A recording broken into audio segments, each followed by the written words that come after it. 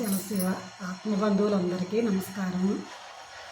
సూరిబాబు గారు శివ సన్నిధిలో శివనాన్నలో 40 మంది వచ్చి 24 గంటలు భజన చేస్తున్నారంట కదండి.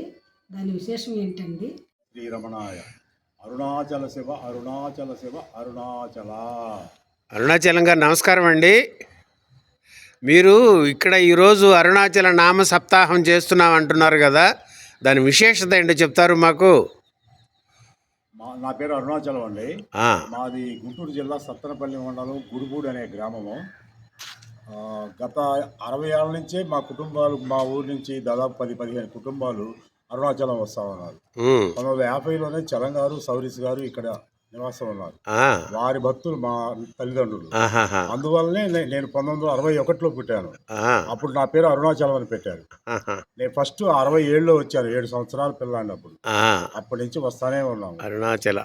మేము అరుణాచల రమణ సౌరీ సత్సంగం అనే ఒక సత్సంగం పెట్టి గత 20 ఏళ్ల నుంచి అరుణాచలంలో ఉన్న గిరిపరిశ్రమలో ఉన్న శిలలన్నీ సేకరించాం.